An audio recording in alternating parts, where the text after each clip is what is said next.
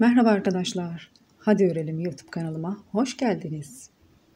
Hepinize öncelikle sevgi ve saygılarımı iletiyorum. Ben Deniz. Bugün sizlerle birlikte yine bir bebek battaniyesi yapabileceğinizi düşünerek sizlere kolay ve basit bir tığ işi örgü modelinin yapım aşamalarını yavaş yavaş örgüye yeni başlayan arkadaşlarımızın da bu videoyu izlediğini düşünerek yavaş yavaş anlatmaya çalışacağım.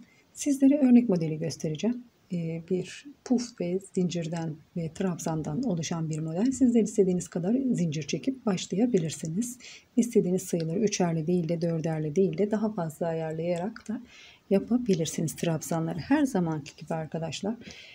Şöyle isterseniz çok renkli olarak çalışabilirsiniz. Evde kalan ipleriniz varsa onu kullanabilirsiniz. Kullanacağınız ipin kalınlığıyla tığ numarası birbirine doğru orantılı olursa daha düzgün bir sonuç elde edersiniz. Şimdi ben sizlere örnek modeli gösterebilmek adına 2.1 milimlik tığımla ve elimdeki yeşil renkli ipimle sizlere örnek çıkartmak amacıyla bir model gösteriyorum. Şöyle uzunca bir zincir çekeceğim ve zincir sonucunda yavaş yavaş modeli göstermeye başlayacağım. Örnek modelimiz 2 sıradan oluşuyor ve şöyle uzunca bir zincir çekiyorum. Geliyorum, yaklaşık 50 tane zincir çeksem benim için yeterlidir. Evet, şöyle bakın arkadaşlar. Zincirimi çektim. Sizler ne yapmak istiyorsanız, battaniyeyi ne kadar uzunlukta yapmak istiyorsanız ölçüde zincir çekerek başlayabilirsiniz. Yaklaşık ortalama bir bebek battaniyesi 90'a 90 ya da 1 metreye 1 metre olarak yapabilirsiniz. Ya da mesela 90'a 90 yaptınız, kenarına daha kalın bir battaniye kenarı yaptığınız takdirde 1 metreye uygun olur arkadaşlar. Ona göre sizler ayarlayarak yaparsanız daha düzgün sonuç elde edersiniz. Evet. Şimdi bakın. İpimi ilk olarak bu ilk başlangıç aşaması arkadaşlar. İkili trabzandan oluşuyor. İsterseniz üçlü trabzan da yapabilirsiniz. Şöyle en son çekmiş olduğum zincirden geriye 3 zincir çekiyorum. Şöyle. Bakın. 3 zincirimi çektim. En son zincirimin tepesine batıyorum ve bakın. Şöyle doladığım ipi iki kere de çıkarıyorum. Bir yandaki zincirleri üzerine böyle teker teker adım adım çekmiş olduğunuz zincir boyutunda örnek modelinizi kuruyorsunuz arkadaşlar. Ben yaklaşık 20 tane falan ikili trabzan yapacağım. 19 ya da 20 karşınızda olacağım. Siz de ilk önce örnek çıkarmak istiyorsanız benim gibi böyle yaklaşık 40-50 zincir çekerek başlayabilirsiniz. Normalde battaniye de yapacaksanız fazla zincir çekin ki örnek modeliniz, battaniyeniz kısa kalmasın. Fazla zincir göz çıkarmaz. O yüzden fazla kalırsa kesersiniz zincirinizi. Böyle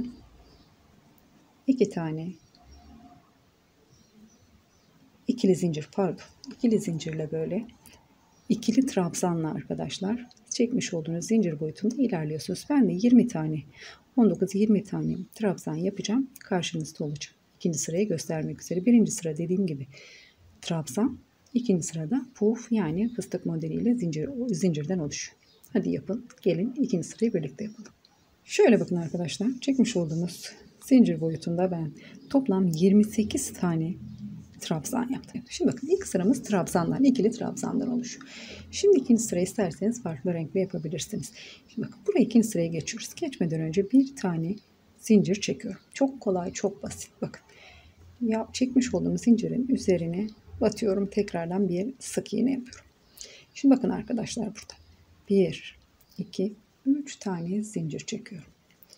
İpimi tığımın üzerine doluyorum. Sık iğne yapmış olduğum, zincir çekmiş olduğum yerin dibine bakın. 1, bakın uygun ölçülerde ipimi 2, 3, 4 kere sarıyorum. Bakın benim ipim bu kadar gözüme yeterli geliyor. Daha ince ise ipiniz daha fazla da sarabilirsiniz. İpinizin kalınlığına göre ayarlarsınız. Bakın 4 kere sardım ipi içerisinden çıkarıyorum. Bir kere daha çıkarıp bir puf fıstık modeli gibi bir model yapıyorum. 5 kere de sarabilirsiniz arkadaşlar. Şimdi bakın tam onun dibinde. Bakın burasını da sayıyorum. Batmış olduğumuz yeri fıstık yapmış, puf yapmış olduğumuz yerin yanından. 1, 2, 3, 4. 4 tane trabzan ileriye batıyorum. Bakın arkadaşlar. Şöyle yanlamasını çekiyorum. Sık iğne yapıyorum. Şimdi yine 1, 2, 3. Bakın bu kadar kolay ve basit. 3 zincir çektik. İpimi tığımın üzerine aldım. Zincir çektiğimiz trabzanın üzerine bakın. 4 kere 1. Aynı ölçülerde. 2, bakın. 3, 4 kere. İpimi tığımın üzerine sardım, doladım. Bakın. Sardım ipi çıkardım. Şimdi de çıkardım. Bakın şöyle. Şimdi ne demiştim burada? Batmış olduğum yerin dibinden. Bakın.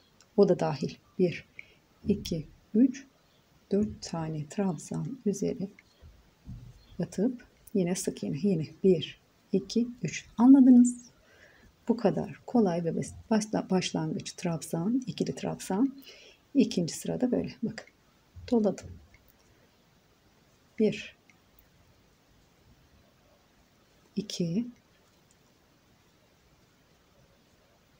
şöyle rahat alayım. 3, 4. Bakın. Çekiyorum. Bir kere daha. Nasıl demiştim? Pufun, fıstığın dibinden 1, 2, 3, 4. Bu kadar arkadaşlar. Örnek modelimiz bu kadar kolay ve basit. Bakın yine bir kere daha göstereyim. 1, 2, 3. Sık iğne yaptığım yerin üzerine 3 tane zincir çekiyorum. Bir kere doladım. Battım. 1, 2 kere doladım. Yine battım. Bir kere daha doladım. 3 kere. Bir kere daha doladım. 4 kere. Ne kadar çok kalın olmasını istediğinize bağlı olarak yapabilirsiniz. Bakın. Doladığım ipliği çıkardım. Yine çıkardım. Yapmış olduğum yerin dibi dahil 1, 2, 3, 4. Batıp sık iğne ile yolumuza devam ediyoruz arkadaşlar. Bakın. Örnek modelimiz bu kadar. Şimdi ben bitireyim bu sırayı. Bir sonraki sıra isterseniz aynı renkle, isterseniz farklı renkle yapabilirsiniz. Birinci sıranın başlangıcı olacak. Yani trabzan başlangıcı olacak. Ama nasıl yapılacağını sizlere göstermek isterim. Aklınızda bir soru işareti kalmasın. Üçüncü sıranın başlangıcı nasıl olacağı ile ilgili.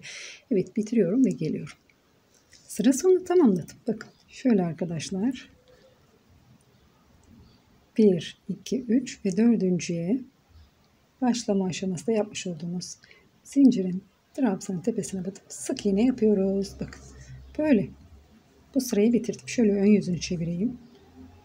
Şimdi renk değiştireceğim ben. İsterseniz değiştirmezsiniz. Tercih size ait. Bir bebek battaniyesi yapacaksınız. Renk yakışır ya da tek renk açık renklerden yaptığınız takdirde bu puf modeli güzel duracaktır. Şimdi bakın. İpime düğüm atıyorum. İyice sıkılaştırıyorum. Şöyle bakın arkadaşlar. Şimdi tam şu noktaya bir tane sık iğne diyelim ya da düğüm diyelim. Ne derseniz diyelim arkadaşlar. İyice sabitledik. Şimdi ön yüzünü döneceğim. Dönmeden önce arkadaşlar bakın. 1, 2, 3, 4 tane zincir çekiyorum. Ve şimdi ön yüzünü dönüyorum.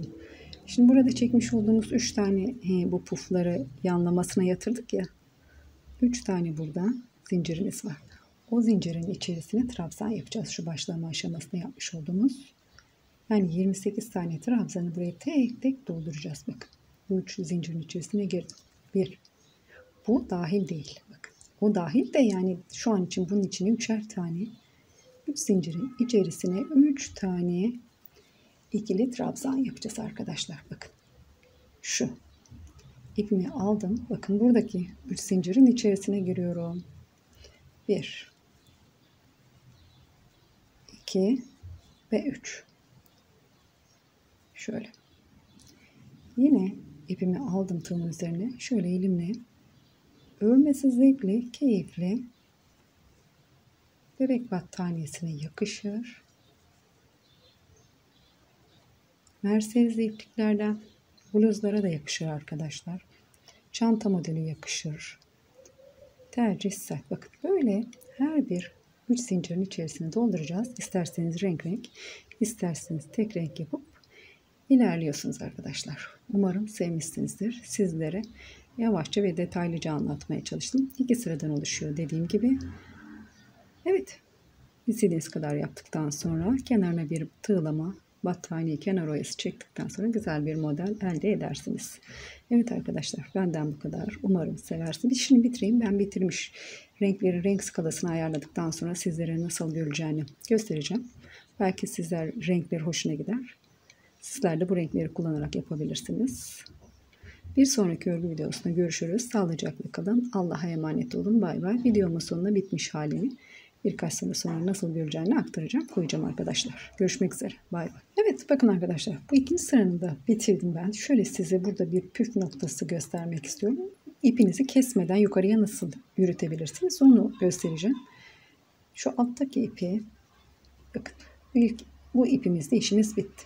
Ben böyle yapıyorum. Bunları nasıl olsa sonra keseceğiz ya da tığlama yaptığımız zaman içerisinde kaybolacak. Bakın şöyle alttaki ipi mesela yeşil ipim kaldı. Şu ilk yapmış olduğumuz trabzan ya da zincirin başına batıyorum. Bakın şöyle yavaşça altından geçiriyorum. Burada şöyle göstereyim bakın. Sıkmadan buradaki zincir boyutunda şöyle alttan geçirdim.